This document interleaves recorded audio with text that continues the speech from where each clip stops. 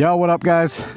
2024 Lowrider ST back with the motovlogs. I'm at my empty site that I film a lot of my videos at, that I start a lot of my motovlogs with, because no one's looking at you like you're a crazy person. Yeah, let's get after it. All right, a little dusty, that's okay. So today is a beautiful day in Madison, Wisconsin. That's right, home of Harley Davidson. Yes, we can only ride these things 6 months out of the year. Ooh, listen to that HPI. God, that sounds good. Talked about one of my other videos, escape the internet by riding motorcycles. But what I really want to talk about, fulfilling your dreams of riding a motorcycle. You've been thinking about it, and you're like, man, you see that guy passing by on his bike, you see a group of dudes riding by on their bike, or chicks, whatever, and you go, man, that looks like a good time. That looks like a great time. And you know what? It is a great time. And I'm telling you, you're feeling a little stuck, you're feeling a little weird in life, you're feeling like, you know, maybe it's your job, maybe it's your friend group, maybe it's your family, maybe it's your relationship, or maybe it's none of those things. Maybe you just want to get out on a motorcycle and rip some miles. You want to change, right? You're bored with the day-to-day grind. That's what it is for a lot of people. I'm telling you, riding your motorcycle will change that. I'm telling you, you don't want to, you know, you hear a lot of guys who ride motorcycles talk about this. They say, you don't want to wake up in, 5 years, 10 years, 15 years, and you were, whether it was you were scared to get in a bike, or you were scared to try something new, scared to fail, scared to, take on a new hobby. But knowledge is power. And if you want to really get on your motorcycle, you just need to take the course. You need to get out on your bike. You need to do it. Buy a bike, take the course, see if you like it, see how it feels. Start with something smaller, nothing too powerful, and start ripping miles. And then you can upgrade. I first started off with the 883 Sportster. That was my first bike. And honestly, a lot of my friends at that point said, oh, you might not want to get a Sportster. That might even be a little too powerful for you for your first bike, for an 883. Whether or not, I don't know if that's necessarily true at this juncture, but a lot of my friends said, get a smaller bike, get started that way, and then work your way up to something more powerful, like this, the Lowrider ST. It's got the 117, more than enough power. I don't have an upgraded cam on this. I don't even know if I have intentions to do so, to be honest. But yeah, back in 2012, got my first motorcycle, put it down twice. It was my 883, and to be honest, a lot of my friends said, get something less powerful than that. Get a total beater, because you're gonna drop it. You're gonna mess your bike up. You're gonna mess yourself up here and there. And I know some people do. Some people say, oh, I've never dropped my bike in my life. I've never had an issue. Well, I did, so, and I'm not afraid to say that, So my recommendation is starting on something smaller to get you into riding. It's a fun twisty right here. Start with something smaller to get you into riding, and then work your way up. I started with an 883. Then I went to a 1200 Sportster. Then I went to a Street Bob. That had the 114, and now I'm on the Lowrider ST 117. It's been great. It's worked out great. I love the evolution of how I started riding, and I feel like, honestly, looking back, besides like my first bike, it probably should have just been like a little vintage, Honda CB or something like that. But set aside from the first bike, I feel like I kind of did it in the right order. When I first got my first bike in 2012, a year before that, I had gotten in a really bad car wreck, and I got ejected out of the car, and I broke my back.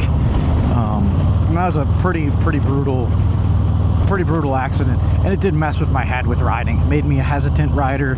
It made me a scared rider, and which in turn makes you a much less confident rider, which is honestly not a good spot to be in. Because when you're less confident, you make more mistakes. At least that's what I've always found. So anyway, back to my previous point. You hear so many people say, maybe I'll pick that up when I retire. You hear all the time about guys that get into retirement. They're like, I'm finally going to retire.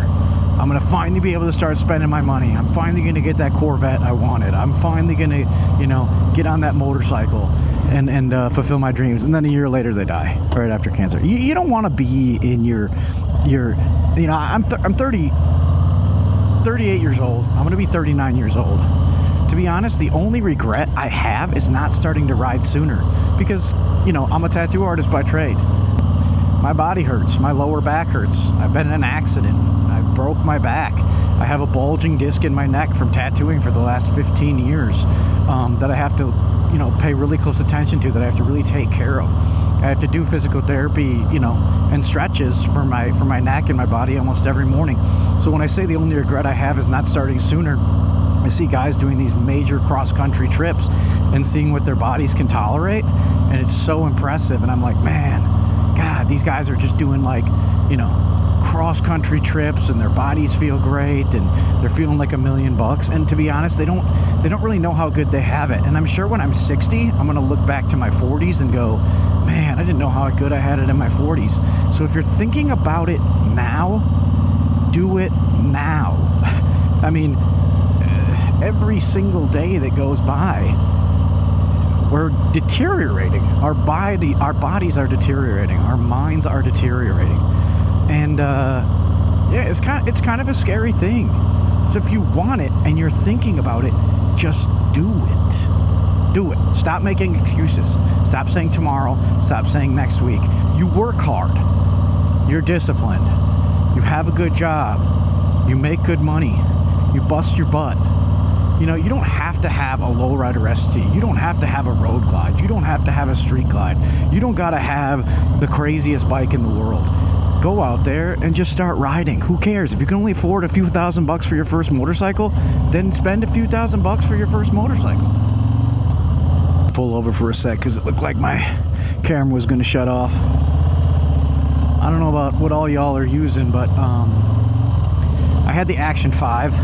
I switched to the Action 6 now. To be honest, there's not a ton of benefits, but I just like to have a lot of the newer upgraded equipment.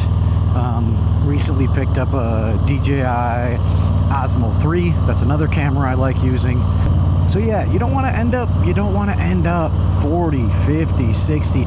I'm going to be honest. I have a lot of friends who talk about it all the time. They talk about riding all the time. And they're like, oh man, I want to do it. And for a while there, even for myself, I kind of felt like, man, is it just going to be a pipe dream for me too? Like I said, I started riding and then I stopped riding. And I wondered to myself, after I took that break from riding, if I was ever going to get into it again. But I knew in my gut, I'm like, I have to ride motorcycles. There's no other option. I got to rip. I got to do it. You know what kind of got me through those years when I wasn't riding was going to the Harley Davidson Museum and just looking at bikes all the time, going online, going on YouTube, looking at stuff. Stop waiting around. Stop. Make the decision. Buy your motorcycle. And people talk about this stuff all the time too. We talk about anxiety, we talk about depression, all these things that people are going through. Riding motorcycles, wow, better than therapy, legit better than therapy. There's a lot of people who talk about, you hear from a nurse, right? Since I tattoo, for some reason nurses get a lot of tattoos, and even doctors now. It's crazy. I just did a full back piece on an ER doctor. I did this huge battle royale, which is super sick. I'm glad a lot of people like that are getting tattooed. But nurses will say, ooh, motorcycles, so dangerous. I would never let my husband have one. I would never let my wife have one. They're only seeing the worst of the worst when you're working when you're working in a hospital. Same with like police, first responders, firefighters. They're seeing the worst of the worst. You know, one of my other buddies, he's a firefighter. He did ride motorcycles, and he said, I won't lie. You know, seeing a lot of these really bad wrecks on motorcycles as being a firefighter, he said that did mess me up a little bit, and I don't blame him. I mean, it would mess me up pretty bad too.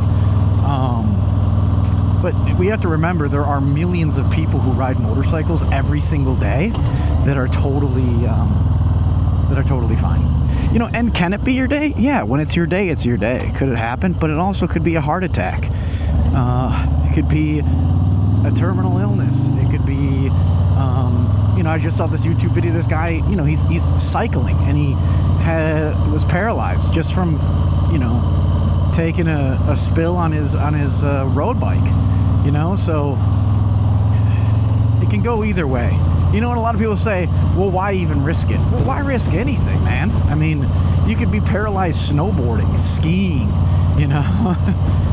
wear a helmet, make good decisions, wear protective gear if that feels good for you, and do the damn thing. And maybe some of you guys are, sick of hearing this discussion, from riders, and you guys are just like, whatever, they're just, why even talk about it? They're not built for it. They're not built for it. Well, I think almost anybody can be built for it. Anybody can be taught to ride a motorcycle.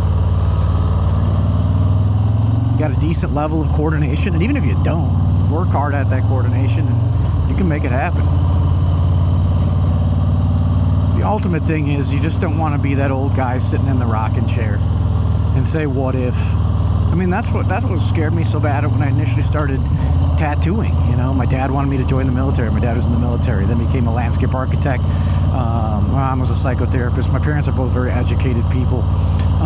But my mother was extremely supportive of me being a tattooer. But, and then eventually I started my own business. Another risk. Most small businesses, I think 70% of small businesses don't make it past the first 5 years. And I'm on year 10, and I've been tattooing for 15 years. Greater risk comes with greater reward. It's just reality of it. So at the end of the day, you got to stay humble. You got to stay disciplined. And you got to be willing to take chances. That's enough rambling for me. Please like and subscribe. Catch you guys in the next one. Peace.